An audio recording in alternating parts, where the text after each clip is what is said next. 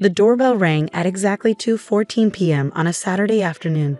I'd been expecting it, though Ashley Carter, the woman who stood on my doorstep clutching a manila envelope, had no idea that her dramatic revelation was about to backfire spectacularly.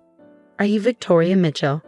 she demanded, her voice shaking with barely controlled rage. I smiled warmly, stepping aside. "I am. Would you like to come in? I just made coffee." She hesitated, clearly thrown off by my calm demeanor. This wasn't the reaction she'd expected when coming to confront her husband's other wife. "My name is Victoria Mitchell, or at least, that's what James Mitchell had called me for the past 8 years. I'm 34, run a successful consulting firm, and until 6 months ago, I thought I had a perfect marriage to a wealthy investment banker. Then I found the receipt." "Please sit." I gestured to our immaculate living room, a showcase of James's success with its designer furniture and original artwork. Ashley perched awkwardly on the edge of the white leather sofa, still clutching her envelope. "I don't understand," she said, watching me pour coffee into delicate china cups. "You're not surprised? About you being James's wife? The one he married in 2008 in Cape Cod?" I handed her a cup. "No, I'm not surprised at all." The color drained from her face. "How did you know about Cape Cod?" I sat down across from her, smoothing my skirt. "The same way I know about your daughter Emma's private school tuition, the house in Connecticut, and the fact that James has been lying to both of us for nearly a decade." She set down her untouched coffee with trembling hands. "I don't understand. If you knew, why didn't I confront him? Leave him? Report him?" I smiled. "Because that would have been too easy, and James Mitchell deserves anything but easy." I walked to my home office, returning with my own manila envelope. 6 months ago, I found a receipt in James's jacket. Nothing suspicious, just a dinner at Le Bernardin. But the date caught my eye. It was our anniversary, and James had told me he was in London on business. Ashley's eyes widened as I continued, so I did some digging. Hired a private investigator. And what I found, I laughed softly. Well, let's just say James isn't as clever as he thinks he is. "Why are you telling me this?" Ashley asked, her initial anger giving way to confusion. "Because," I said, opening my envelope, "you're not here by accident, Ashley. That anonymous tip you received about James' other wife? The documents that led you to my address? That was me," she gasped. "You. I needed you to find out the truth, but more importantly, I needed you to find out today. Right now, because in about 30 minutes, James is going to walk through that door, fresh from his business trip to Chicago." I made air quotes with my fingers, though we both know he was actually at Emma's soccer tournament in Connecticut. Ashley's hands flew to her mouth. "He said he had meetings in Boston." "He always was good at keeping his stories straight," I said. "Well, mostly straight. That's how I caught him, you know. One tiny slip-up with a dinner receipt, and his whole carefully constructed house of cards started to fall." I pulled out my phone, showing her a banking app. "Do you know what else I found while investigating our husband? Offshore accounts, shell companies, a whole network of hidden assets that I'm betting even you didn't know about." She shook her head slowly. "James Mitchell, the brilliant investment banker, has been doing more than just managing other people's money. He's been stealing it. Small amounts, cleverly hidden, spread across hundreds of accounts. The kind of theft that's hard to trace unless you know exactly where to look." "How do you know all this?" Ashley whispered. I smiled. "Because before I married James, I worked in forensic accounting, a detail he apparently never bothered to learn about his second wife. Just like he probably doesn't know what you did before becoming a full-time mother." "I was a compliance officer at Morgan Stanley," she said quietly. "Exactly. He married smart women, Ashley. That was his first mistake." The sound of a car pulling into the driveway made us both turn toward the window. "Right on schedule," I said, standing up. "Are you ready to help me take down our husband?" Ashley stood too, her face hardening with resolve. "What do you need me to do?" I handed her a document from my envelope. "First, we're going to let him walk in and try to explain why there are 2 Mrs. Mitchells in his living room. Then, while he's desperately trying to talk his way out of that situation, you're going to show him this." She looked at the paper, her eyes widening. "Is this proof of his financial crimes?" "Yes, but it's only the beginning." I checked my watch. "He'll be coming through that door in about 30 seconds. Remember, let him talk. The more he lies, the deeper he'll dig himself. We heard keys in the lock, and I felt a surge of anticipation. 6 months of planning, of careful documentation and strategic moves had led to this moment. "Victoria?" James's voice called out. "I'm home early. I managed to wrap up those meetings in Chicago." He walked into the living room, his designer briefcase in one hand, a bouquet of apology flowers in the other, his standard gift when he'd been away too long. He froze mid-step when he saw us both standing there. The flowers hit the floor with a soft thud. "Hello, darling," I said sweetly. "Look who stopped by for coffee. Your wife." James Mitchell had always been good at talking his way out of tight spots. It was what made him such a successful investment banker, that and his complete lack of moral compass, as we discovered. But standing in his perfectly decorated living room, faced with both his wives, even his silver tongue seemed to fail him. I can explain," he stammered, his usual confidence cracking. "Can you?" Ashley and I spoke in perfect unison, causing him to flinch. It's not what you think," he tried again, his eyes darting between us, probably trying to calculate which one of us was the bigger threat. I smiled, enjoying his discomfort. "Really? Because I think this is exactly what it looks like.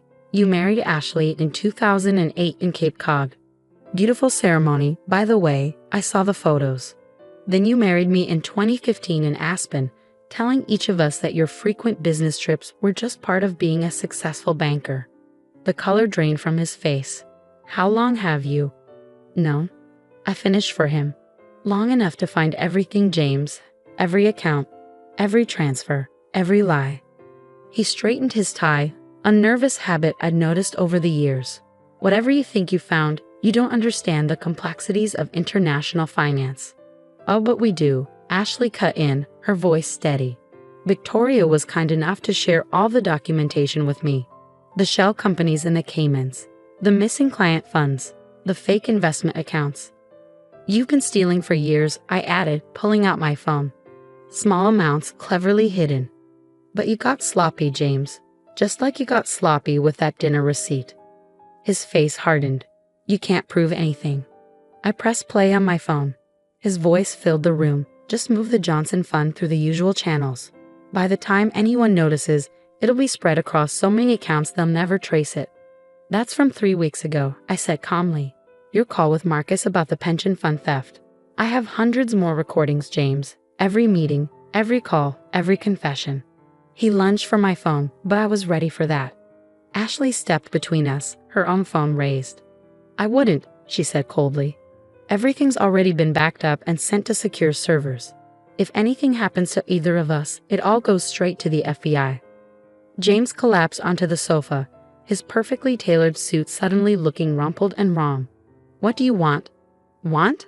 I laughed. "We want everything, James. Every penny you've stolen, every asset you've hidden. You're going to sign everything over to a victim restitution fund."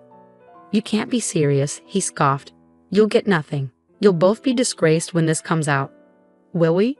Ashley pulled out another document. "Because according to these records, we're both innocent victims of your fraud. In fact, we're the ones who uncovered it and reported it." "You already reported." His voice trailed off as realization hit him. "Not yet," I said softly. "You have 1 hour to sign these papers, transferring everything to the restitution fund. If you do, you might only serve 5 years. If you don't," I shrugged. "Well, the FBI is very interested in investment fraud these days." His face contorted with rage. "You manipulative buy."